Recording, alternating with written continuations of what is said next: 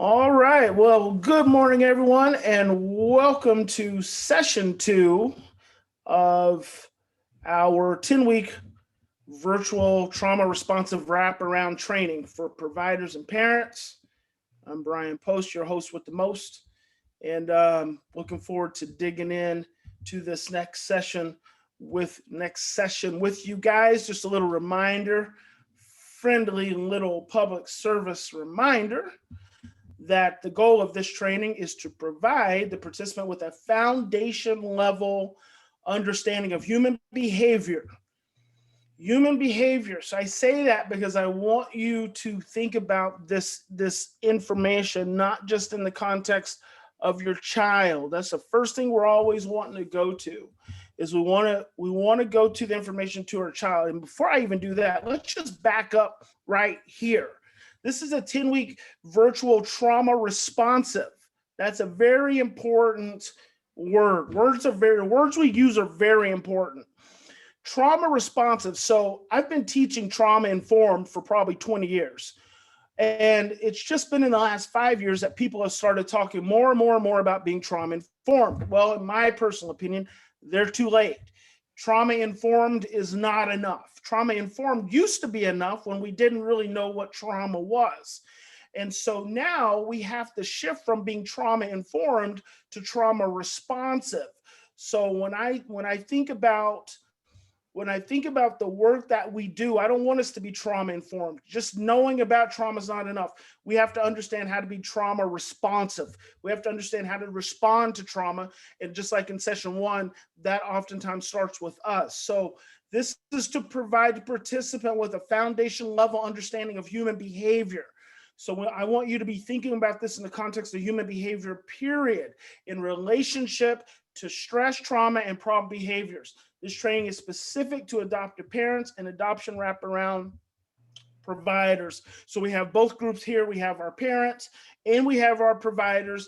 It's the same information because we are the same people working towards the same common goal. And that common goal is to have more love in our homes and in our world and in the lives of our children so we can help them to optimize their brain chemistry and their development and be amazing, unique individuals. So session two is stress regulation and trauma. That is our focus for session two.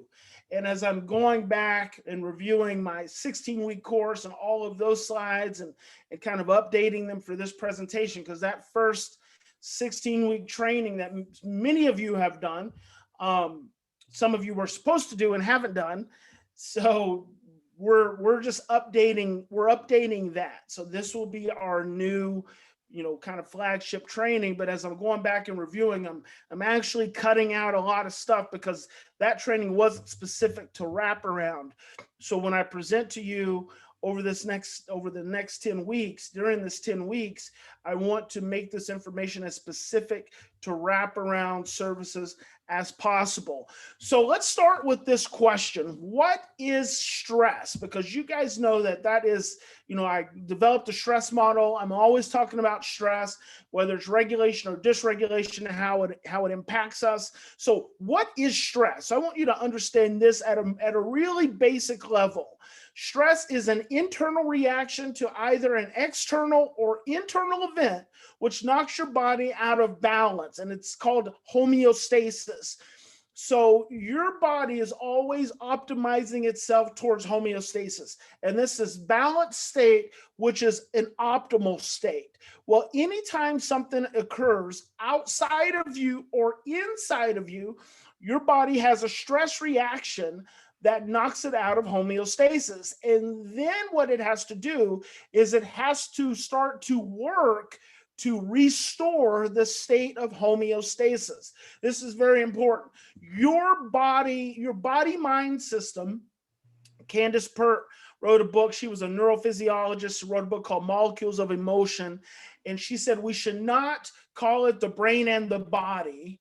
We should not call it the mind and the body. We should call it the body-mind because it's all one working system. And this is really important when it comes to looking at, the way we assess our children's thinking and the way we assess their behaviors as some independent experience from their historical experience. So a lot of times we want to say, or our children are choosing to behave a certain way, or they're acting a certain way, and we want to separate that from their historical experience. And the significance is that you can't. It is the body-mind system. It is all connected. We store all memories in our brain. So anytime you are stressed, your body-mind system is always vacillating between a thriving state and a surviving state, a thriving state and a surviving state. We go out into the sunshine, we're enjoying our morning, we're hanging out, we're laughing, we're playing with our kids, we're making love to our significant other, we're doing some work that we enjoy doing. We're in this thriving state. But the moment you become stressed, your body constricts into survival and moves you into that survival state. And so you're always trying to find that balance between the two. So literally, any stressful experience, and we're going to go a little bit deeper than this, any stressful experience will cause your body-mind system to move out of homeostasis, out of balance, into a state of survival. This is very important. And this is kind of how I came to develop the stress model. The stress model says all behavior arises from a state of stress. All behavior arises from a state of stress. In between the behavior and the stress is the presence of a primary emotion. There are only two primary emotions, love and fear. It is through the expression, the processing, and the understanding of the fear that we can calm the stress and diminish the behavior. So I'm going to back that up. And I'm not going to go real in-depth into the stress model this session, but I want to give you the framework, because the stress model is ultimately the model that I really want you to measure human behavior against. When you can begin measuring human behavior against the stress model, I feel like it has the potential to revolutionize your paradigm. And you guys know I talked about the paradigm, your paradigm in session 1. See, this is the biggest challenge. One of the single biggest challenges is that we've been conditioned in our society and in our homes and in our culture to operate in this fear-based paradigm. And so what we're now challenging ourselves to do is to move out of this fear-based paradigm, a paradigm being the way in which you see the world, the lens through which you view the world, the lens through which you view individuals, that's been reinforced and conditioned by generations and your family, your culture, our dominant society. That conditioned paradigm, we're working to have to change that from a fear-based paradigm to a love-based paradigm. This becomes very important, and it is probably the single biggest challenge.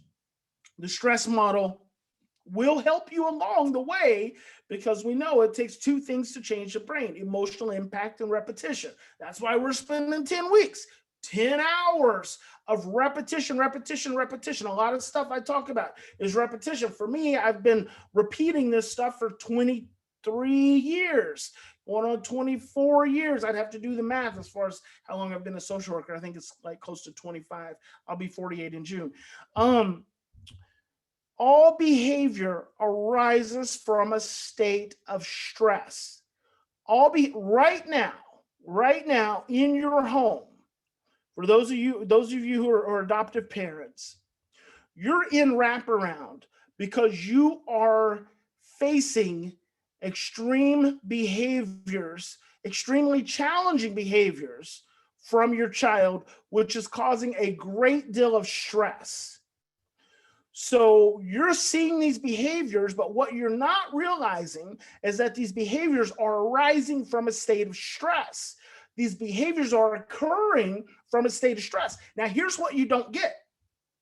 Not only do you not get the fact that these behaviors are arising from stress, and that in between the behavior and the stress is the presence of a primary emotion, love and fear, and that it's actually that stress and that fear that's giving way to that behavior. The other thing you don't realize is that when you see behavior, that behavior causes you stress. See, this is how we tie back to session 1. This is why it's important for you to understand your blueprints that you bring to every working relationship. Because the moment you experience your child's negative behavior, the first thing that happens is you become stressed. When you become stressed, it triggers your fear. And when it triggers your fear and your body moves into survival, it drives your behavior. So your child is now stressed and acting out, and now you are stressed and acting out. So guess what we have? We have two people who are stressed and acting out, and it just becomes a conditioned state. I am revealing truth to you. This is truth in its most simple form, or at least in as simple of a form as I've been able to get to it at this point. It is not that the behavior is not overwhelming, because it is. It's not that the behavior is not frustrating, because it is. It's not that the behavior, doesn't make you feel hopeless and helpless in your home, because it does all of that stuff. But the significance is that we're viewing the behavior as a threat and not realizing that the behavior causes us to stress, which then drives our fear, which then drives our negative behavior. And if you have a child who is stressed out and acting out, so let me go ahead and drop this on you. A stressed out child, and write this down. A stressed out child, and in fact, just write stressed, because a stressed out child is an acting, so right under stress, right, acting, is an acting out child, is a regressed child. Stressed, acting, regressed. Stressed, acting, regressed. Stressed, acting, regressed. A stressed out child is an acting out child that is a regressed child. A stressed out child is an acting out child that is a regressed child. When your child is stressed out and acting out, it's because they are regressed. When they're stressed out and acting out, it's because they're regressed. When I say regressed, I say that represents emotional regression. When your child is acting out and stressed out, or stressed out and acting out, and they regress, they're regressing to an earlier emotional state. Very important. They're at this earlier emotional state. When you see the acting out and you become stressed, therefore you regress. Now you are acting from an earlier emotional state. This is the essence of a negative neurophysiologic feedback loop. This becomes a conditioned state. It becomes a conditioned pattern. You get stressed, I get stressed, you get stressed, you regress, and you're acting immature and acting out in all these inappropriate ways. And then I get stressed and I regress, and then I am behaving towards you in inappropriate ways. Now, the problem is, a lot of times we mask this as adults. We mask our own stress and regress state and try to act like we are calm. But see, that's what you can't trick the brain. See, because Alan Shore said the core of the self is nonverbal and unconscious and lies in patterns of affect regulation. What that means is it's not what you say or do, it's how you feel when you're doing and saying it. So you can look calm, you can look happy, you can put a smile on your face, but if someone is really tuned in, they know that smile represents a state of stress. And that state of stress represents an experience of fear. And that experience of fear is what's driving that smile. And that happens to parents and kids all the time, right? All the time. And this is going to happen for parents, and it happens for wraparound providers. You're going to have an interaction with an adult who's stressed out and they're smiling. Now, how do we label that? How do we classify that in our society? Well, we label that as them not caring, as them not being concerned, as them not having a conscience. We label that as them being sadistic. We label that as them being self-centered, because they're smiling when in fact, that's all we see is the smile. If we were really tuned in energetically through the vibration, we would know that the vibration behind the smile is one of stress and fear. See, that throws adults off all the time. When a child gets stressed out and they start smiling, the adult gets more angry because they see the behavior. That associated behavior of smiling has all these negative implications of not caring and a lack of concern for the adult. So the adult gets more stressed. And then the child smiles more, or they'll laugh until they don't. Well, see, it's just a representation of an internal state of stress, but you don't know that because you're stressed out too. You're in survival as well. So the stress model is so simple. It is so simple that all you have to do is think about this. And I say all you have to do. Well, this is all I have been doing for over 20 years. So all you have to do is think about when you're interacting with someone and they are stressed. I had one of my coaches just the other day, had a phone call with a parent who was upset, who wasn't feeling heard, was feeling frustrated, feeling completely overwhelmed. And the parent called me and she was telling me, all the ways in which my coach was not handling the situation, her communication appropriately. And I was just listening, and I was just listening, and I was just listening. And she said, I've got all the text messages. I've got text messages back from years and years, and I can share them. And I was just listening, and I was just listening, and I was just listening.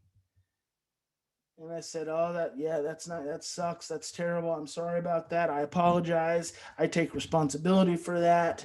I'm just listening. What can we do to make it better? How can I support you today?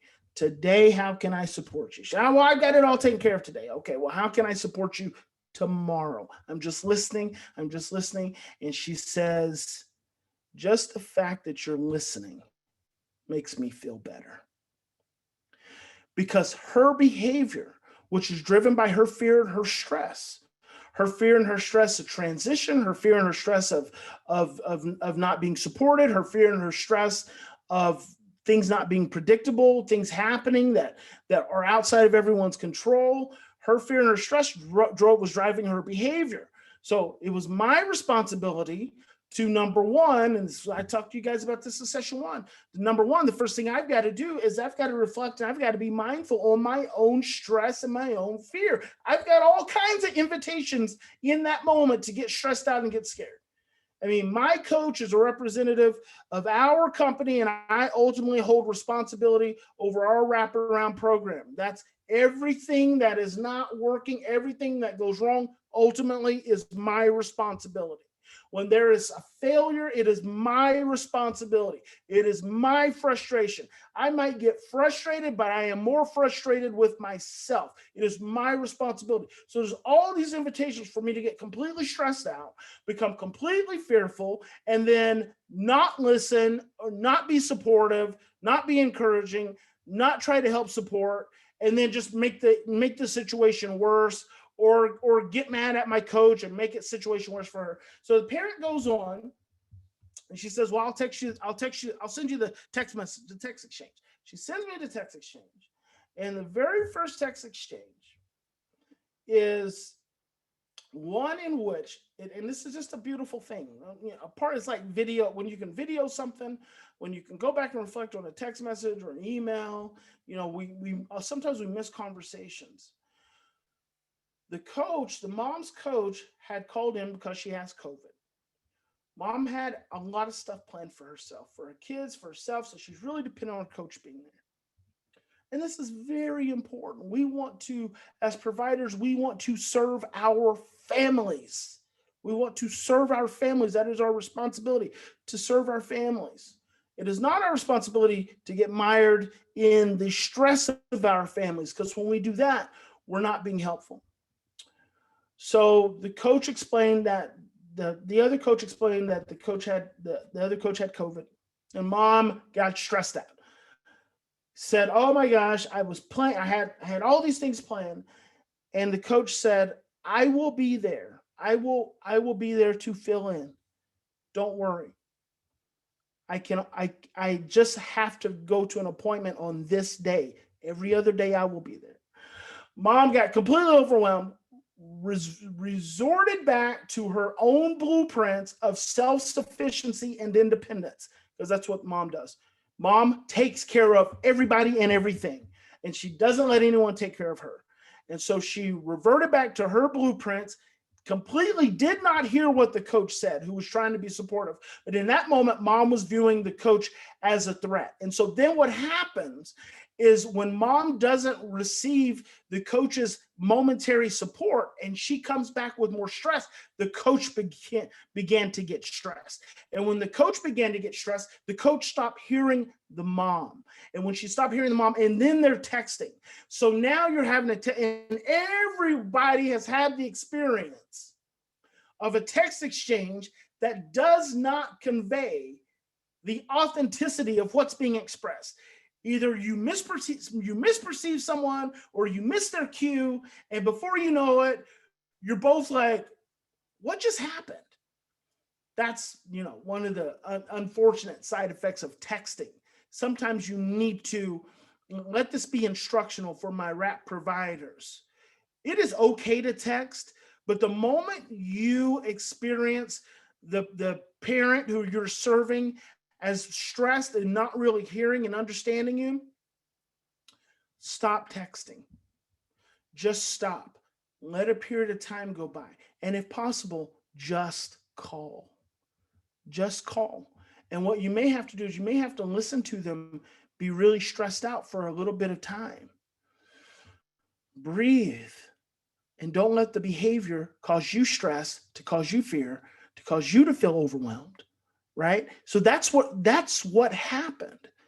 Both individuals became stressed and did not hear one another. And there was no bad communication. It's just that there was not supportive communication because both people were stressed. Both people were stressed. And so it's just a great opportunity. And the reason I even asked for the text exchange, not because my coach is in trouble, but because I want to use it as an instructive opportunity. I didn't even know I was going to share it with you guys, but here we have it. So here's why I'm telling you about the stress model right now.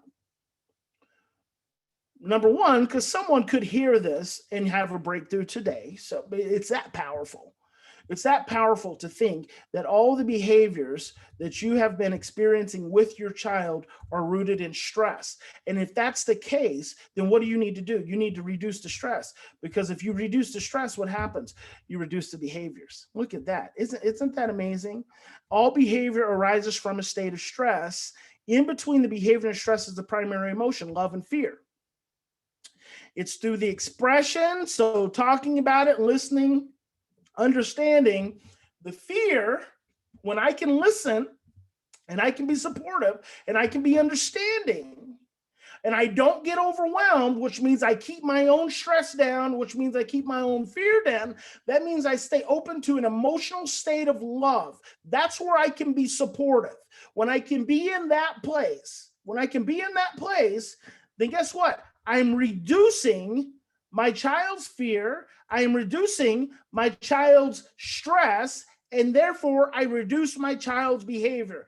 It works like clockwork every single time.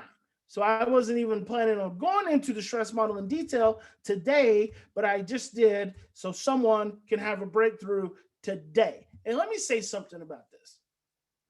This model alone, many of you have never heard this model. Okay, so you have wraparound services coming into your home, and you view wraparound services as the support to your family that's going to make everything better. It's not true. It's not the case. It's not going to happen. We can't fix your family. We can't fix you as a parent. We can't fix your child. What we can do is support you. What we can do is help reduce your stress. What we can do is help reduce your anxiety and your fear. What we can do in that process is then help reduce your child's stress and fear and help you understand your child. We can educate you and help you understand your child's stress and their trauma and their behaviors differently and better. And then in the process of repetition, what we can do is help you become less reactive to their behaviors and to their stress and more responsive. Ultimately, what we can do is help you become less fearful and more loving. And in that process, you have the ability to have a breakthrough. Guess what? You could do that today just by hearing what I've just told you about the stress model. You could do that yourself today. You don't need Bryan Post. You don't need wraparound services. You don't need anybody. Just by understanding this model, you have that power. You have that. This is not a lack of education. Your struggles with your child is not a lack of you knowing.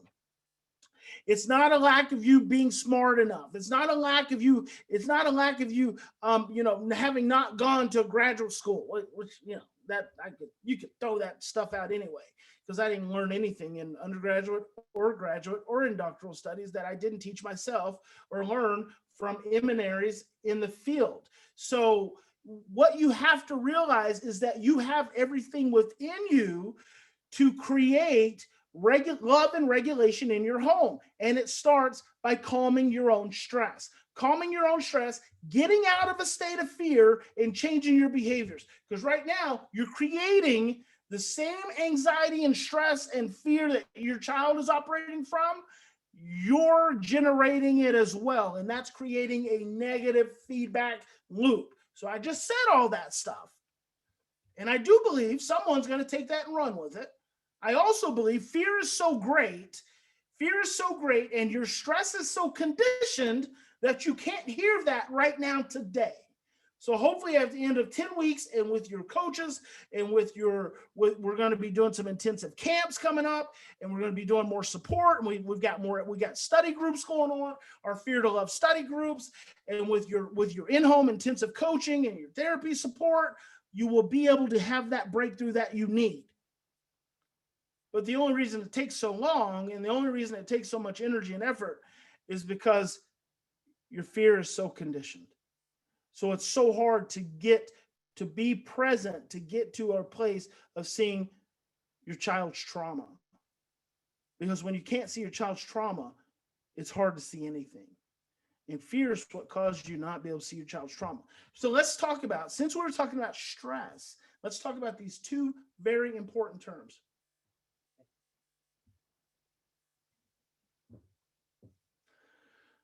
Number one is regulation. So these are terms that regard to stress, that are addressed in regards to stress. Regulation is the ability to experience and maintain stress within one's window of tolerance. We all have a window of tolerance for how much stress we can handle. This is so important. This is important for you as parents. It's important for you as providers. We all have a window of tolerance. Now, this is when we are operating within our window of tolerance, we are generally referred to as being calm, focused, or relaxed. We can be present when we're operating within our window of tolerance. Here's what I want you to understand.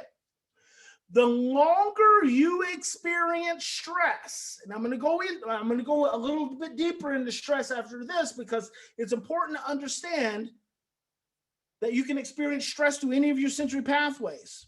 Where is that at? Let's see. I had a slide for that. No. Okay, I'm going to talk to that. I'm going to speak to that right here. The longer you're experiencing stress, the smaller your window of tolerance is becoming. The smaller your window of tolerance is becoming, the less, number one, the less oxytocin you have, oxytocin being your brain's anti-stress hormone. I'm going to talk about that in a moment. The less oxytocin you're producing, and the less ability you have to handle more stress. Very simple. The longer you're dealing with stress, and it could be boom, and your window tolerance goes boom, and then you go boom, you become stressed out. I was on a leadership call with my team the other day, and I heard something I did not like, and I said, this stresses me out. It was like boom, it just immediately closes my window of tolerance, causes me to become overwhelmed and dysregulated. See, I have to honor that for myself. I honor that for myself.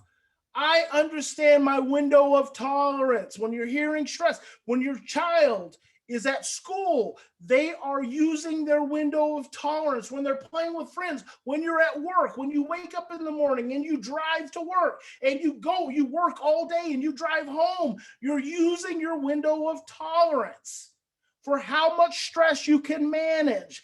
Guess what happens when your window of tolerance closes? When your window of tolerance closes, stress eclipses your window of tolerance. You're not producing enough oxytocin. You move into a state called dysregulation. Dysregulation is the experience of stress outside of your window of tolerance. It is your inability to handle any more stress. When you move into dysregulation, you are essentially stressed out. You are stressed out. It is believed that affect dysregulation is a fundamental mechanism involved in all psychiatric disorders. That is such a big scientific statement, and it deserves so much time, and I'm going to come back to it later. So you have a window of tolerance, and I always like to tell parents, you spend your entire day, and this is something very important for providers as well, you spend your entire day using your window of tolerance to drive to work, to listen to coworkers, to deal with your boss, to deal with customers, to worry about bills, to drive back home. And by the time you get back home, your window of tolerance is so small that this window of tolerance is now what you have to provide your family. So I like to say we spend the majority of our time, we spend the majority of our window of tolerance on the people who matter the least. And the people who matter the most get the least of us. They get the least of us. The people that matter the most get the least of us. We have to learn how to recognize our window of tolerance getting smaller. We have to learn how to recognize our own states of dysregulation. And we have to condition ourselves to start breathing, start slowing down, start taking steps back, and restoring that window of tolerance. So let's back up here for just a moment. So when we're talking about the stress model, and I say all behavior arises from a state of stress. Now, keep in mind that all behavior arises from a state of stress. So if like right now, I'm stressed. Right now, I mean, I've drank coffee. I've been up since 5:30. You know, I've gone and participated in an IEP meeting, a 504 meeting. I've got like home responsibilities. So I'm stressed, but I'm utilizing my window of tolerance and I'm excited. So I'm excited. This excitement and stress come from the same part of the brain. I'm excited because I'm going to talk to you guys for an hour. I'm going to rock and roll. I'm going to revolutionize. I'm revolutionize. I'm going to change someone's life. So I'm totally pumped up and excited, right? I'm using my window of tolerance, but I'm still operating within it. So I'm regulated. Now, here's what you have to understand. The behavior, your behavior, my behavior, your child's behavior is a byproduct of stress. Now, we can experience stress through any of the sensory pathways. I want you to write this down. You can experience stress through what you see. I'm going to make this a slide too. So we'll probably I'll repeat this again in the next session. You can experience stress through what you see, what you smell, what you hear, what you touch, and what you taste. Now, let's say that again. You can experience stress, meaning you can utilize your window of tolerance, and this is almost always unconscious. You are not even aware that it is happening, and it is happening to you. You are experiencing stress, and you don't know it. You don't realize it. It's like smelling something foul, and you're like, oh gosh, and then you're driving on, and then later you're like, oh, completely stressed out. Something about that smell may have triggered an old memory, may have stirred you up. Encountering someone's negative energy might have triggered you in some way. Seeing someone that looks a certain way that reminds you of someone else could have triggered you in a certain way. So what you see, what you smell, what you hear, what you taste, and what you touch. 5 major sensory pathways all impact your window tolerance. But guess what? There's more. But wait, there's more. Temperature, the temperature of your body. What's the temperature of your body right now? Right now, what's the temperature of your body? Ask yourself that. What's the temperature of your body right now? So if you're thinking about your body right now, how does it feel? Like I feel moisture right here in the crevice of my elbows. I feel a little moisture under my t-shirt because I'm active, I'm excited. Guess what? That's a sensory pathway. That's temperature.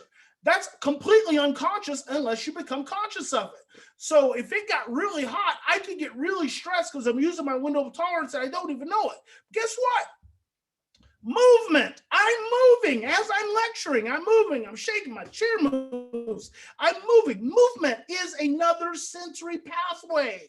It's another sensory pathway. Guess what? Digestion. Digestion is another sensory pathway. These are completely unconscious sensory pathways. You don't see these things happening. If you don't see them happening for you, how could you possibly know they're happening to your child? You can't. You can't. So you have to remember. And there's one more. There's nine sensory pathways. Intuition. Intuition is a sensory pathway. It is your gut's response to the environment, and it can cause you stress. Your intuition can tell you don't do that, and you override it with your cognitive thinking because your cognitive brain is less evolved than your gut. Your gut doesn't have all this mindless chatter. That's why we say she had a gut feeling. A gut feeling, as Candace Pert says, is not a metaphor. It is a biological reality. So any of those experiences, that's nine sensory pathways could cause you, hang on, let me see, make sure I did that right. 9 sensory pathways. Did I click to share? I don't think I clicked to share on that. 9 sensory pathways could cause you to have a stress reaction. This is so important. It is so important because you won't know what is stressing your child. Sometimes you just won't know. Sometimes you'll know because they're irritable, because they're grumpy, because then you get stressed and you don't attend to that. But there are a lot of times that you don't know what's stressing your child out. You don't know what's stressing you out. And so it's so important that we keep that experience and that understanding of those sensory pathways in mind. Now, here's where it starts to get really, really like mind-blowing, in my opinion. It is believed that affect dysregulation is a fundamental mechanism involved in all psychiatric disorders. It is believed that being stressed out is a fundamental mechanism involved in all psychiatric disorders. Oh, it's such a beautiful, it's like one of my favorite songs in the world is Claire de Lune by Claude Debussy. When I hear it, it just melts me. When I see this and think about this scientific find, it's the same way. It's like angels are singing in my ears.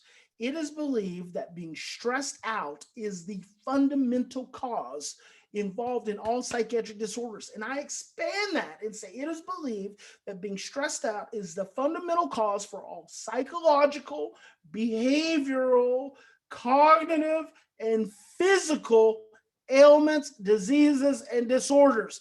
Being stressed out. Bruce Lipton's a cellular biologist, wrote a book called The Biology of Belief. He said that 95% of disease is related to stress in the autonomic nervous system. 95%. Even the Atlanta Center for the Study of Disease Control said that in the early 90s, said that 80%, and this is a conservative organization, 80% of disease and disorder is related to stress. When Taylor et al. Said that it is believed that affect dysregulation, being stressed out, is the fundamental mechanism involved in all psychiatric disorders, it just like blew my mind. It blew my mind. And it just reinforces the stress model that all behavior arises from a state of stress. So what do you have to do? What do you have to do? the first thing you have to do is you have to calm your stress. When I opened up the screen, I saw Robert there, one of my respite home parents, and Robert's wife called me one day and she said, we've got one of our kids. He's outside, he's yelling, he's cussing, screaming, he's calling us the N-word, and he's, throwing stuff and he's fussing. And, Robert's out there with him right now. And I knew what Robert was out there doing. Robert was out there trying to talk him down. And so here's what I know. I know that being stressed out is the fundamental cause of all challenges. I know that.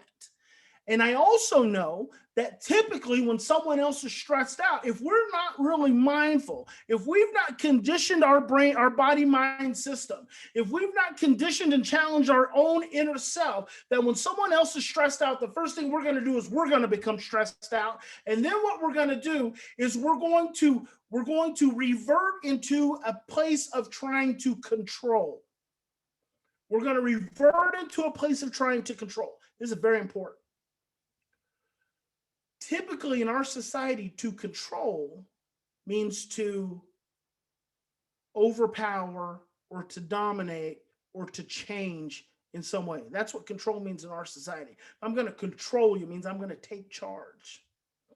The true definition of control is to influence, not to take charge, but to influence. So I said to Robert's wife, I said, tell him, I said, where is Robert? She said, he's outside. I said, tell him to come in the house. Now think about that. Just like philosophical. It's a 15-year-old adolescent boy. He's completely stressed out. He's cussing. He's saying derogatory things, calling Robert the N-word, which can be very culturally offensive.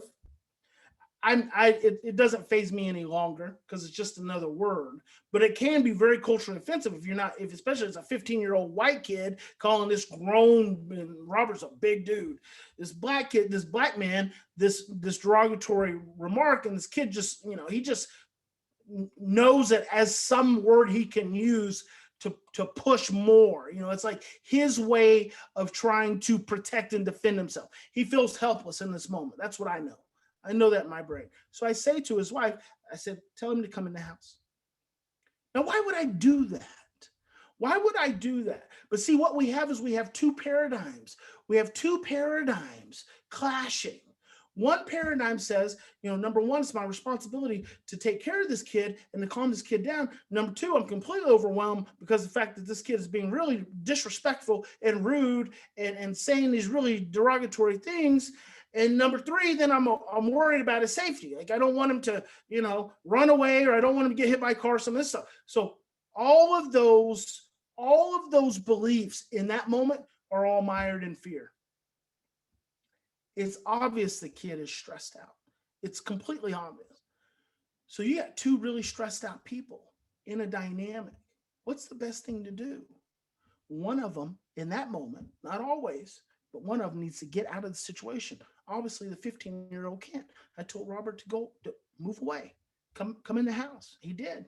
Kid ended up walking to another parent's house that he knew, and then eventually came back home.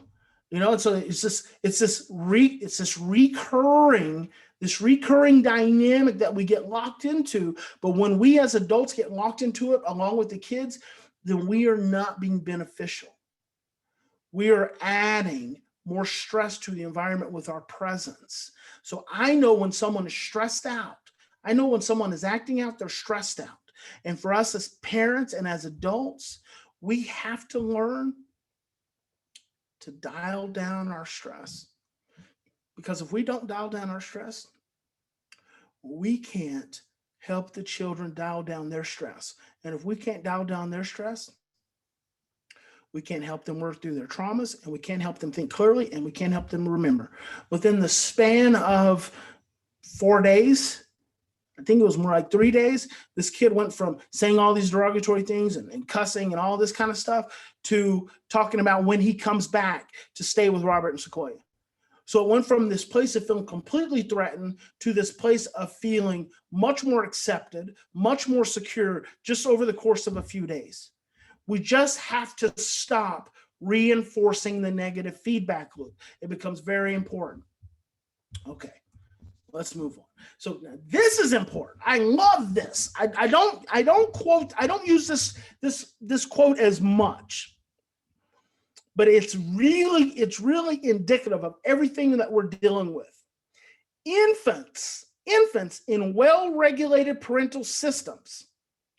When an infant has come from a well-regulated parental system, remember last session I asked you to explore your blueprints, and not just explore your blueprints of you growing up, but your parents, what your parents have went through, what your grandparents have went through, right? There, you will find trauma in the generations, and that trauma does have the ability to impact you. Infants in well-regulated parental systems become effective self-regulators in the face of stress as young children separate from the caregiver.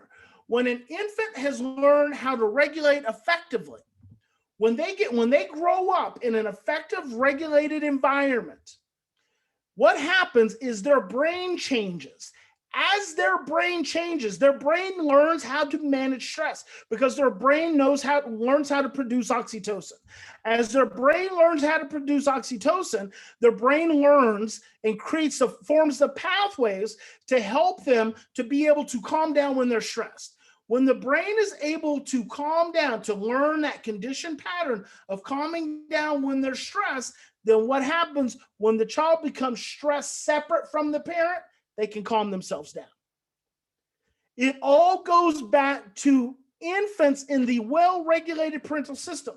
And as we talked about in session number 1, this can go all the way back to conception.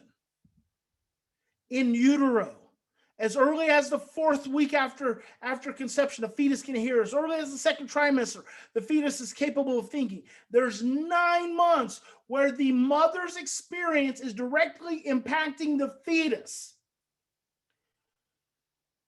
Many of you have children whose earliest life was mired in stress and addiction and overwhelm and neglect and abuse. And they are not effective self-regulators now because their earliest imprints did not set them up. Their earliest blueprints did not set them up to being able to regulate their stress. So guess what happens? Now, this is important because this affects us as parents as well. And it affects us as providers.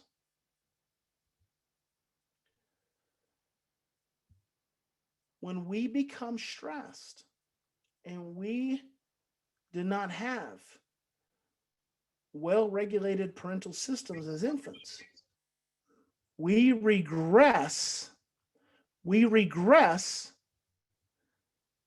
to the state of infancy. So there's some research done by Alan Shore, Affect Regulation and the Origin of the Self. He says, some adults in times of stress have the ability to regress to infancy. Adults. Now, I'm going to give you a little insight. It's for all of you. When we become stressed, 8 times out of 10, 80% of the time, we are regressing to the stage of in utero to 5 years old. 5 years old. The behavior that's being generated is being manifested from an emotional age of conception to 5. 10% of the time, it's adolescent. So 10% of the time is adolescent. 80% of the time when we become stressed and we regress, we go all the way back to conception to 5. And then about 10% of the time, we regress to adolescence. The other 10% of the time, we're able to navigate through the stress and be regulated and stay in our adult prefrontal cortex. But the far majority of the time, with yourself and with your child, in times of peak stress, we are regressing to conception to 5. Now, what's the breakthrough in that? The breakthrough in that is if you can stop if you can stop looking at your child in the time of stress at their cognitive and their chronological age, primarily their chronological, even their physical. So the physical throws us off too. A child can be physically big, and then when they become stressed, we misperceive the physical size as the threat. We have a 14-year-old in our program who's 6'3", weighs 250 pounds. He's easy to misperceive as threatening, when in fact, when he becomes stressed, he's like a 2-year-old. He's like a 2-year-old. When you can accurately perceive not your child's chronological age, which is how old they are, not their physical age, which is the size of their body, not their cognitive age, which is how smart they are, but when you can accurately perceive your child's emotional age in the midst of stress, and you can respond to that age, you can have a breakthrough. You can have a breakthrough. Now, first, you have to not regress yourself. See, that's the biggest challenge. That's always going to be the biggest challenge. Throughout the next 10 weeks and throughout all the time that you are in our wraparound program and throughout the rest of your life with your child, because being a parent never changes, the single biggest challenge in the moment is always going to be whether you can stay regulated or whether you become dysregulated. And just looking calm does not mean you're calm, right? Sometimes I've literally had parents say before, well, it's pretty calm. I mean, we're all walking on eggshells, but it's been pretty calm. And then I say, no, if you're walking on eggshells, you look calm, but you are stressed out. And it is just a matter of time before there is a big outburst. Because walking on eggshells is indicative of an internal experience of stress. When you can start to perceive, first of all, when you keep yourself from regressing and you're able to stay present, you slow down, you breathe, you stay present. And when you can perceive your child's emotional age rather than their cognitive, chronological, or physical, you can have a breakthrough. Because then by perceiving their emotional age, you become less threatened. And when you become less threatened, then you become more present, more emotionally present. And then you can respond to the emotional age. And when I say respond to the emotional age, it means instead of seeing the 14-year-old who's 6'3", 250 pounds, I see a 2-year-old who's stressed out and scared and feels helpless and overwhelmed. And I say to him, you're going to be okay. You're going to be okay. Hey, we're going to get through this. We're going to get through this. And he gets mad, he turns around and he starts walking off. And I wait. I don't follow him immediately because what do? You don't chase a 2-year-old. I tell parents all the time, don't chase your children. The moment you're chasing your children, you're jacking up their amygdala, which makes them want to fight, flight, or freeze all over again. So with 2-year-olds, they start running, and the moment you chase them, they run faster. They think it's a game, and then they stop paying attention, and then that's when accidents happen. Instead of chasing, watch, turn away from the child, walk in the opposite direction. They're going to go about 10 feet. They're going to turn around because this is attachment-seeking behavior at this age. They're going to turn around. They're going to look to see where you are. It's proximity-seeking is what it's called. They're going to look to see where you are. When you're walking away, you look back at them and you give them away and say, come on. And you keep walking. And then you're energetically pulling them towards you. When you're chasing them, you're actually causing them to run faster. When I can accurately perceive the 14-year-old who's not 14, he's not 6'3" and 250 pounds, but actually he's 2 and he's scared and he's helpless and he's overwhelmed. And he gets mad and I'm honoring him and I'm supporting him and he gets mad and he walks away and I don't follow him and I wait. and he goes and he stops, and then maybe I walk over, and instead of getting in his face, I stand beside him, and maybe I start talking to him about something else that feels less threatening but more supportive. Before long, we're engaged in a conversation, in an exchange, which means he's actually moved up from 2 to 5 to 7 to 9. He may or may not get all the way up to 14. But what I have to do is I have to get him out of 2, because until I get him out of 2, we can't do anything. And then what happens when I'm getting him out of 2, I am not only, this is an amazing thing. I got to show you this. I got to show you this. And then we're going to end. Okay. Let me show you. And we're going to pick back up on this in our next session. And I actually had several more slides I was going to go through, but when he's stressed, see, this is where trauma is stored. Trauma is stored in the brainstem. Trauma is stored in the brainstem. So it's stored down here. When the 14-year-old becomes stressed, he goes down and he starts tapping on the brainstem. And he starts stirring up old memories, which have old emotional experiences connected to them. And so when this happens, the greater the stress, the deeper into the brainstem it goes. And then so it's overwhelming this part of your brain, the hippocampus. It's overwhelming your hypothalamus. Your amygdala is just getting spiked up more and more and more. Your amygdala is your fight, flight, or freeze. And then what happens is it sends these signals, these confused and distorted signals, to the prefrontal cortex. So everything out here looks like danger because these signals are coming. It's a stressed out brain. Joseph Ledoux said, in times of stress, our thinking becomes confused and distorted and our short-term memory is suppressed. So when the 14-year-old is stressed, all these signals are literally protruding through his thinking. And they're all coming from this place of stress. So what happens is when I, in that moment, realize that he's stressed and that he's 2 years old and not 14 years old, the first thing that starts happening is I start sending to him a soothing signal. The first thing that starts happening when I'm not threatened by him, because I'm no longer seeing him as a 6'3", 250-pound, potentially dangerous 14-year-old young man whose mom has labeled him as aggressive and potentially even violent.